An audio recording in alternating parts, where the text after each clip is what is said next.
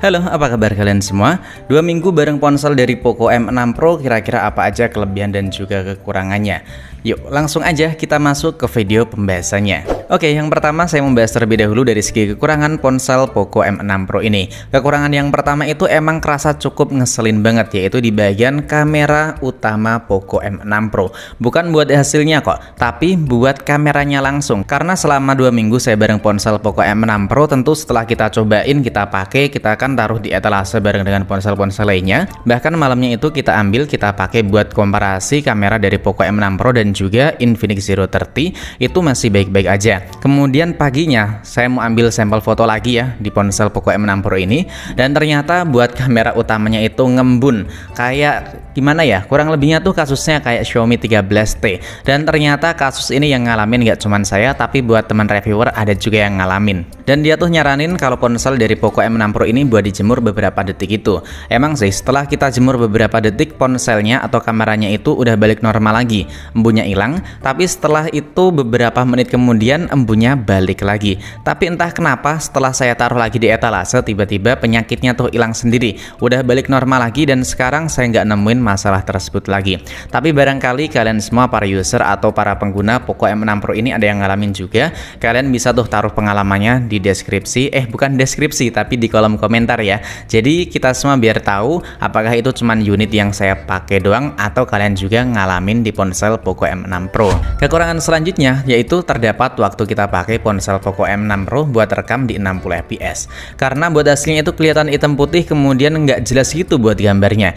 Detailnya itu malah hilang semua, dan kalian bisa lihat buat video komparasi dari Poco M6 Pro dengan Infinix Zero 30 ataupun Infinix Note 30 Pro di sini ya, atau kalian bisa cek aja buat video-video lainnya di channel saya. Lalu buat kekurangan yang ketiga, ini menurutku sih nggak terlalu serius-serius banget, yaitu di bagian backdoornya, dimana buat backdoor ini mudah banget kotor, mudah banget ninggalin bekas sedikit jari kayak gini. Jadi kalau saya pakai ponsel dari Poco M6 Pro, sering banget saya tambahin buat softcase bawaannya, dan buat softcase bawaannya juga udah kelihatan keren kok. Jadi nggak terlalu masalah banget buat bagian atau masalah yang satu ini. Dan kekurangan selanjutnya atau masalah yang saya temuin di ponsel Poco M6 Pro ini, waktu pertama kali saya download Mobile Legends lewat Play Store ya, tentu aplikasi resmi karena Play Store kan resmi dari Android, itu ternyata nggak support dengan 60 fps. Udah kita setting ke ultra, tapi buat fps yang dapetin itu cuman 60 fps. Lalu gimana bang, kok bisa dapet di 90 fps? Saya sharing-sharing ke teman-teman reviewer lainnya, lalu disaranin buat download di Get Apps atau lebih tepatnya store bawaan dari ponsel Xiaomi, dan akhirnya kita bisa main game Mobile Legends di 90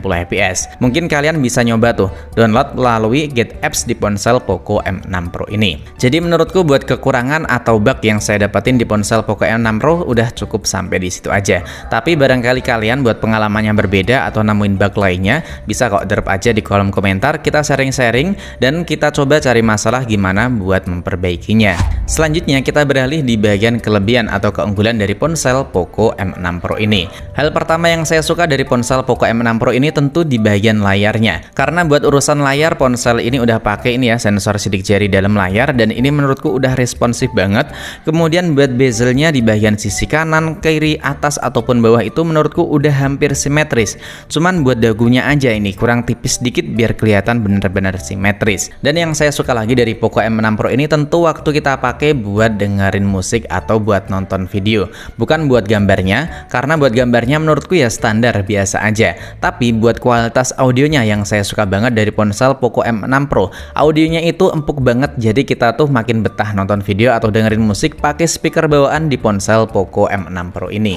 Lalu hal berikutnya yang saya suka dari ponsel Poco M6 Pro terutama di bagian videografinya ya, karena ponsel ini udah support dengan Video Pro, baik itu buat kamera depan ataupun kamera belakang. Dan menurutku buat kalian yang nyari ponsel di rentang harga 3 jutaan, kayaknya ponsel ini bisa banget kalian cobain, lebih tepatnya buat kalian para konten kreator pemula yang masih nyari-nyari ponsel buat itu ya, buat ngerekam. Saya rekomendasiin ponsel ini karena udah ada fitur Video Pro-nya. Jadi buat kontras atau buat kecerahannya itu nggak naik turun, kalian nggak perlu download tuh aplikasi Open Camera. Kelebihan selanjutnya yang saya suka dari ponsel Poco M6 Pro ini tentu buat urusan performa atau selagi kita pakai buat main game. Buat performa MediaTek Helio G99 emang udah nggak perlu kita raguin lagi ya. Chipset terbaik buat ponsel kelas menengah ke bawah.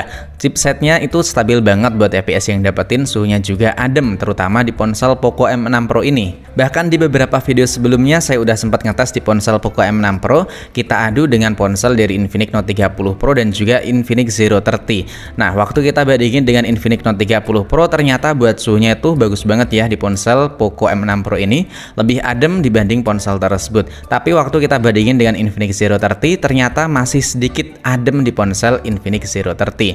Tapi ya menurutku dengan suhu di kisaran 40 atau 39 derajat itu udah kerasa adem sih bagi saya, karena itu di tangan masih kerasa nyaman banget, cuman sedikit anget. Kemudian buat baterainya sih menurutku ya standarnya di baterai 5000 mAh, dan buat pengisiannya emang udah cepet, tapi ya nggak cuman buat ponsel Poco M6 Pro doang yang punya pengisian cepat di 67 Watt. Bahkan kalau kalian mau lirik Infinix Note 30 itu pengisiannya udah makin cepat lagi di 68 Watt, dan emang buat pengisiannya tuh nggak terlalu signifikan banget kalau kita bandingin dengan Poco M6 Pro yang cuman selisih 1 Watt doang.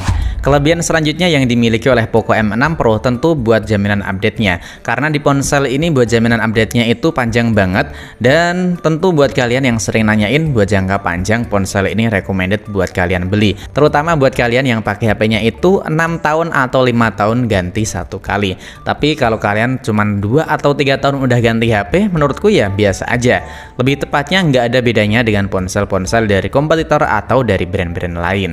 Oke, jadi menurutku buat kelebihan dan juga kekurangan yang perlu saya sampaikan bareng ponsel Poco M6 Pro kayaknya sih cukup sampai di situ aja ya. Dan jika menurut kalian buat kelebihan ataupun kekurangannya masih ada yang kurang, kalian bisa kok nambahin sendiri di kolom komentar. Jadi kita bisa tahu apa aja kelebihan dan juga kekurangan, karena beda unit, beda user, beda juga buat pengalaman, kelebihan ataupun kekurangan yang dimilikinya. Intinya tips dari saya itu kalau kalian beli ponsel itu beli yang sesuai dengan kebutuhan kalian. Ya misalnya kayak kameranya yang stabil, kameranya bagus di 60 fps ataupun kamera malam dan juga siang hari, pengisian cepat ataupun baterai awet dan juga lain-lainnya. Intinya kalian sesuaikan aja dengan kebutuhan kalian ya. Dan jika kalian udah terlanjur beli ponsel tapi nggak sesuai dengan keinginan, ya mau gimana lagi?